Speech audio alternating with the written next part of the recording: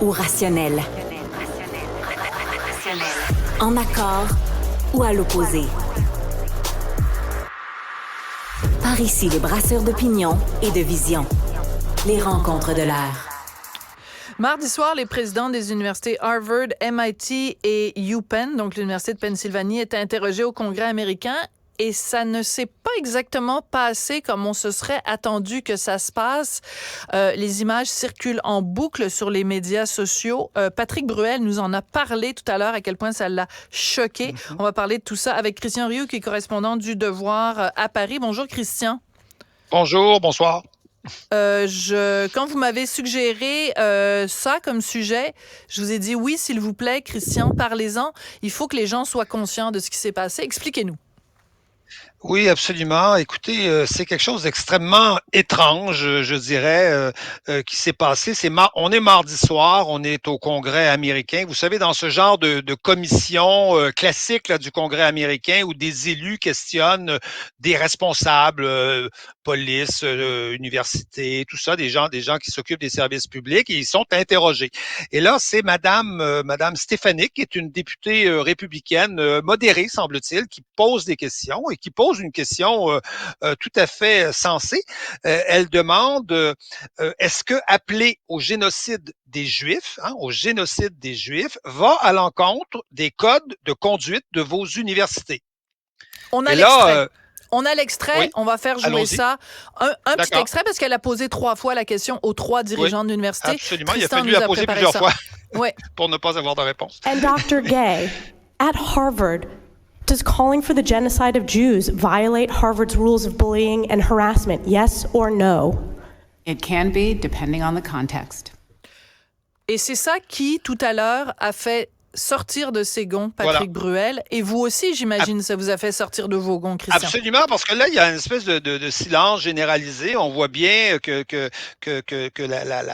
la présidente, parce que la première qui répond, celle qui répond là, c'est Lise McGill de l'Université de Pennsylvanie, essaie de contourner la question et elle répond, cette réponse absolument inimaginable, complètement sidérante, ça dépend du contexte.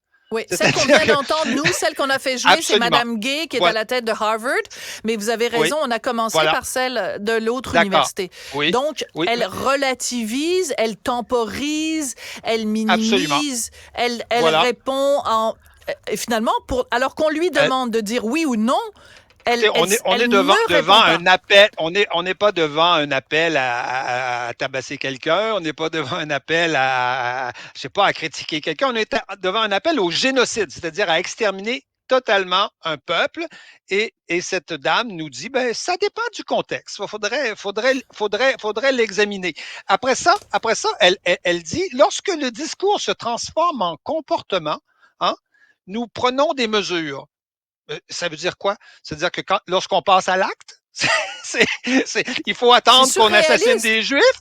Il faut qu'on attende qu'on assassine des Juifs pour passer à l'acte et dire c'est inadmissible dans notre université. Et après ça, Madame Sally Kernbloch, qui est du MIT, elle va nous dire on pourrait faire une enquête. Une enquête pour harcèlement. Si c'est généralisé et si c'est grave. Mais comment ça peut être plus grave que de dire le génocide des Juifs? Qu'est-ce qu'il y a de plus grave que d'appeler à un génocide? On peut pas l'imaginer. Donc, c'est totalement sidérant. C'est-à-dire qu'on est dans un monde totalement surréaliste, incompréhensible. D'ailleurs, je peux vous dire que ça a réagi aux États-Unis. Le porte-parole de la Maison-Blanche immédiatement réagit en disant que les appels au génocide, c'était monstrueux, que ça n'avait rien à voir avec les valeurs américaines. Et il a même ajouté, en désignant ces personnes-là, il est incroyable que cela doive être dit. Donc, ces gens vivent ces dames vivent sur la planète Mars, littéralement sur la planète Mars. Mais on voit très bien la culture de ces milieux, de ces administrations qui doivent toujours, vous savez, faire une sorte d'équilibre entre l'antisémitisme et l'islamophobie. Il faut toujours faire l'équivalent. Faut toujours, ces gens-là sont surveillés par des lobbies, par des groupes de pression, ils vont se faire traiter d'islamophobes. Les Juifs aujourd'hui, c'est pas beaucoup de monde dans nos sociétés. Aux États-Unis, États-Unis, c'est encore assez imposant. En France, c'est plus beaucoup de monde, alors que le monde musulman, le monde islamique, c'est beaucoup de gens, beaucoup d'électeurs. Et donc, elles marchent toujours sur des œufs. Et pour ces gens-là qui sont des wokistes de toute évidence, là, parce que le wokisme n'est plus seulement dans les salles de cours, il est rendu à la direction de ces universités-là aujourd'hui. Vous savez, les opprimés n'ont jamais tort. Donc, si un pauvre musulman opprimé nous dit qu'il faut faire le génocide des Juifs, eh bien, ouais, peut-être que c'est pas très bien, mais dans le fond, oui, voilà, il y a un contexte. Faudrait évaluer le contexte. Ça pourrait s'excuser éventuellement. Et j'ajouterais une chose qui, à mon avis, joue un rôle dans cette histoire. Toutes ces dames, c'est pas parce que c'est des femmes, loin de là, cette idée, toutes ces dames ont été nommées très récemment. Il y en a pas je pense qu'il y a aucune qui est là depuis plus de 2 ans. Et elles ont été nommées en fonction de critères de discrimination positive. C'est évident.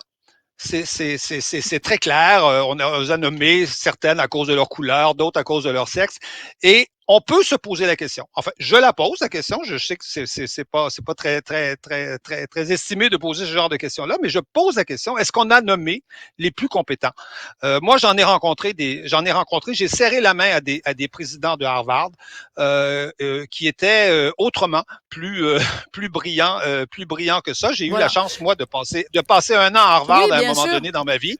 J'ai été extrêmement chanceux grâce à une bourse et tout ça. Et je peux vous dire que jamais je n'aurais imaginé qu'un président de Harvard avec qui j'ai eu la chance d'échanger dise de telles bêtises. D'horreur.